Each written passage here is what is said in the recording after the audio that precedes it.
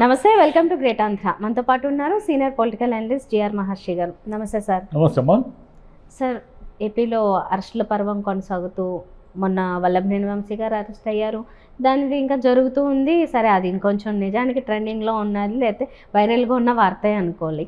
ఈలోపు ఎప్పుడు అంటే ఒక 4 నెలల క్రితమే నేను రాజకీయాల నుంచి ఇంక అసలు వైదొలుగుతున్నాను, సంబంధం లేదని, ఏ పార్టీకి సంబంధం లేకుండా పక్కకి వెళ్ళిపోయిన పోసాని గారి అరెస్ట్ కూడా జరిగిపోయింది. వితిన్ 24 అవర్స్ 48 అవర్స్ ఇట్లా జరుగుతుండగానే మొత్తానికి ఆయన రాజంపేట అనుకుంటా సబ్ జైలుకి పంపించేశారు కూడా. సో ఈ అరెస్టులు అంటే కొంచెం గ్యాప్ ఇచ్చి ఎప్పుడో ఒకరిని ముఖ్య నాయకుడిని అలా అరెస్ట్ చేస్తారని అయితే తెలుసు, కానీ ఇదైతే కొంచెం దగ్గరగా జరిగిన పరిణామంగానే చూడొచ్చు. ఇలాగే కంటిన్యూ అవుతాయా అని మనం అనుకుంటూనే ఉన్నాం. ఇది ఆగదా అని. ఆగట్లేదు నిజంగానే. అంటే రాజకీయాలకు గుడ్ బై చెప్పేసినా ఆయన కూడా వదలలేదు. అంటే గుడ్ బై చెప్పానని ఆయన అనుకున్నాడు, కానీ వీళ్ళు అనుకోలేదు కదా. తెలుగుదేశం వాళ్ళు అనుకోలేదు కదా. ఇంకా ఆయన రాజకీయాలు గుడ్ బై చెప్పాడు, ఆయన ఏం పని అనుకోలేదు కదా. ఇంకా ఏమిటంటే ఇవి ఆగవు, ఇంకా కూడా జరుగుతూనే ఉంటాయి. ఎందుకంటే ఆల్రెడీ గోరంట్ల మాధవ్ గారికి ఏదో ఒక నోటీస్ ఇచ్చారు. ఇంకా మా వాళ్ళ లిస్టులో పేర్లు ఉన్నాయి కదా. నేను అనుకోవడం కొడాలి నాని, రోజా, అంబటి రాంబాబు, ఇలా ఒక లైన్ గ్యాప్ ఇచ్చి కేసులు ఏముంది. ఇప్పుడు ఎవరైనా పెట్టచ్చు కేసు. ఇప్పుడు 8 ఏం పెట్టారు, 12 పోలీస్ స్టేషన్లో కేసు పెట్టారు.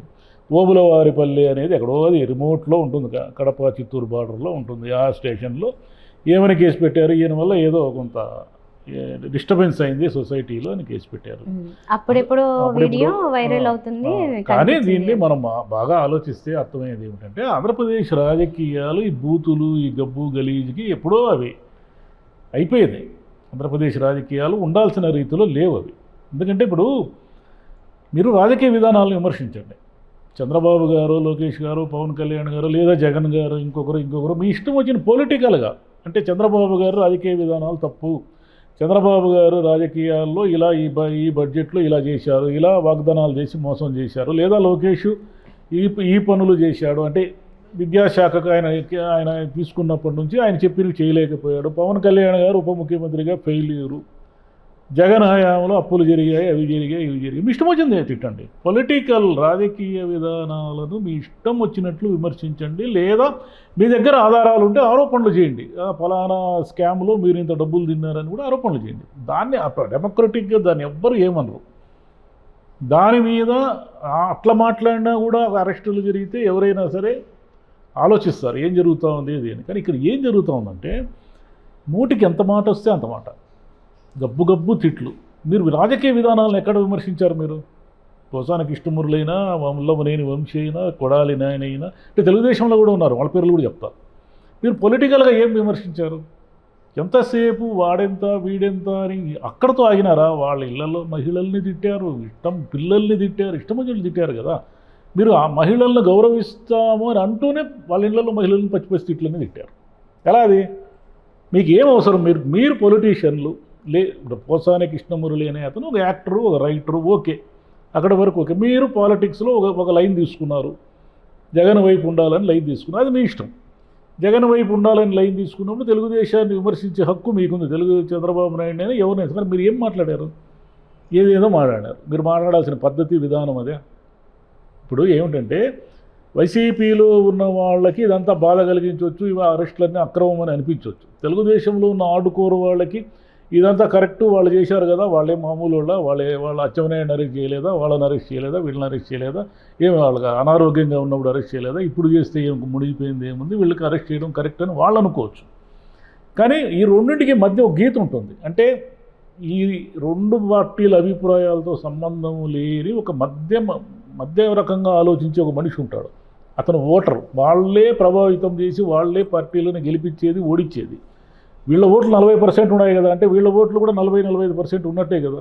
మధ్యలో ఉన్న 10-20% అటు ఇటు జంప్ అవ్వడంతో ఏమవుతుందంటే డెమోక్రసీలో రిజల్ట్స్ మారిపోతాయి.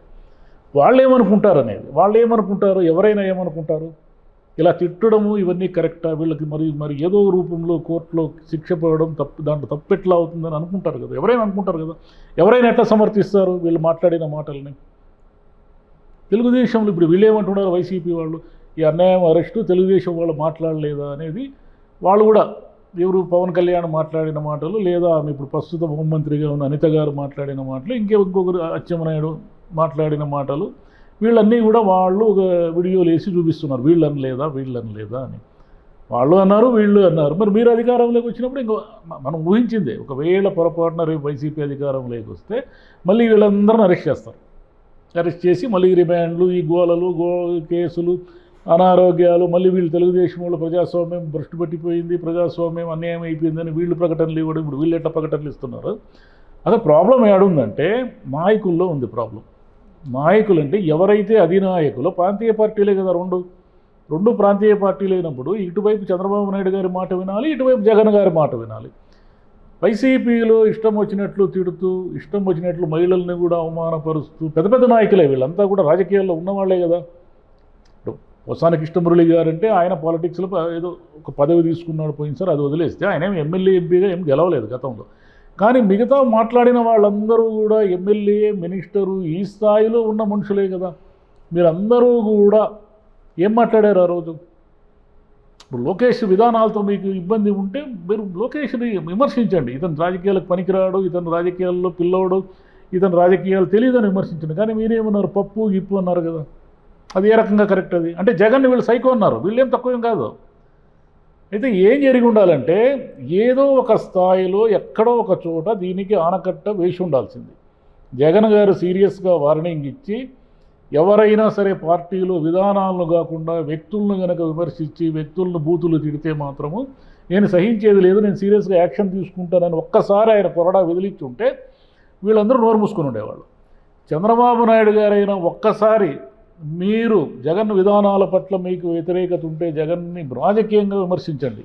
జగన్ విధానాలన్నీ తప్పు, ఆయన బటన్ నొక్కడం వల్ల ఆర్థికంగా దివాళా తీస్తాము, అతను చేస్తున్న ఏ పని కరెక్ట్ కాదని విమర్శించండి. అంతేగాని ఆయన్ని సైకో అని, ఆయన ముఖ్యమంత్రి స్థాయిలో ఉన్నాడు, ఆయన్ని సైకో అని కానీ వాడని కానీ వీడని కానీ ఇట్లా మాట్లాడితే మీకు మర్యాద ఉండదు, మీకు పద్ధతి కాదని ఒక్కరోజైనా ఆయన అన్నాడా?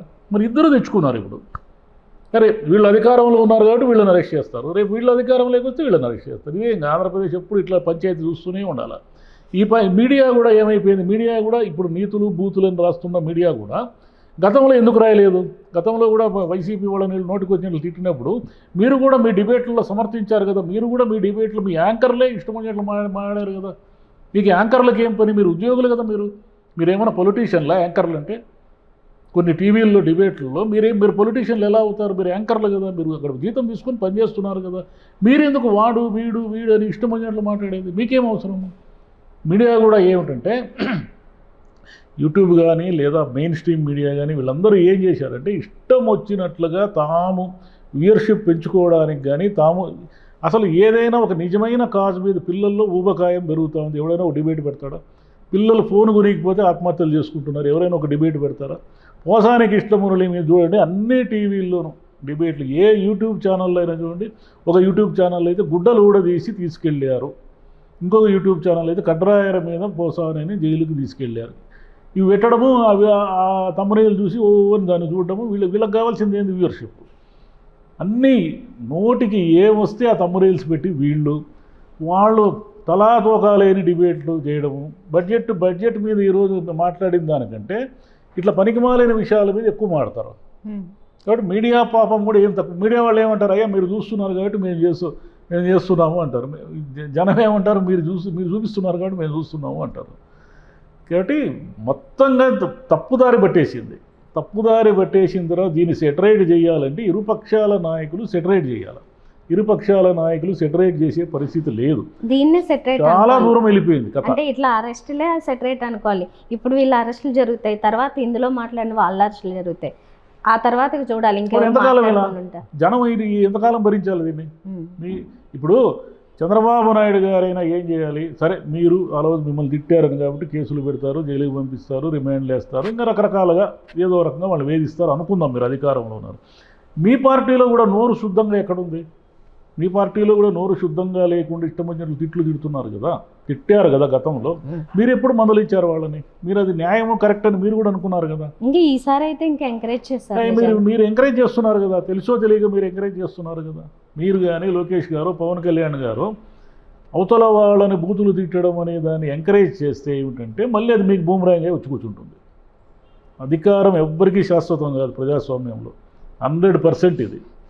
ఎక్కడో మనకు బెంగాల్లో మార్క్సిస్టులు చాలా కాలం పాలించినారన్నా అట్లా ఒకటి రెండు ఎగ్జాంపుల్స్ తప్ప ఇటు ఒరిస్సాలో కానీ ఒకటి రెండు ఎగ్జాంపుల్స్ తప్ప మన ఆంధ్రప్రదేశ్ రాష్ట్రంలో కానీ ఇక ఎక్కడైనా కానీ మ్యాక్సిమం ఒక్క టర్మ్ మీకు ఎక్స్టెన్షన్ ఇస్తారు మ్యాక్సిమం.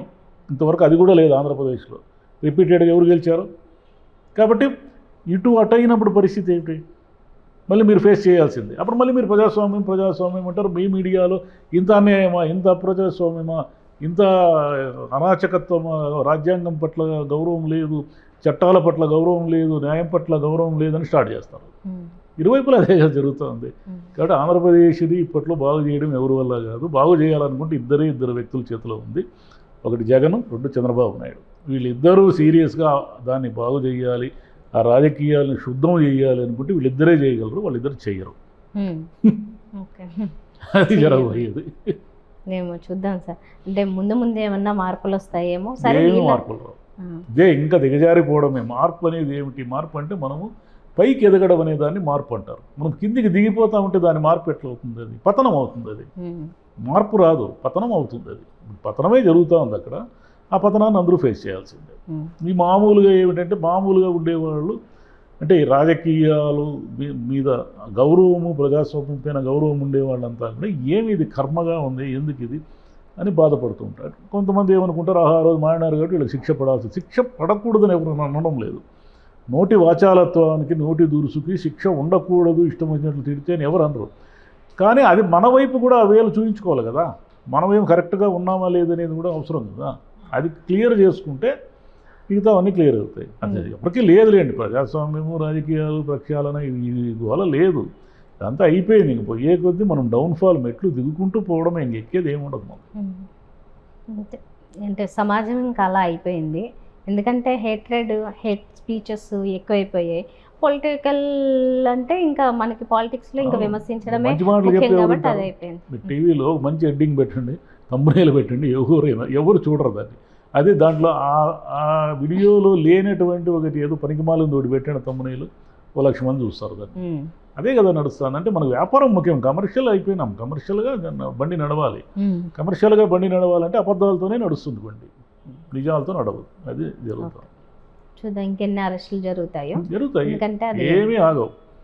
ఆగితే ఒకవేళ చంద్రబాబు నాయుడు గారు వద్దన్నా కూడా కేడర్ కానీ తెలుగుదేశం నాయకులు కానీ ఒప్పుకునేటట్లేదు. వాళ్ళు మనల్ని ఆ రోజు వేధించారు కాబట్టి మనం చేయాల్సిందే.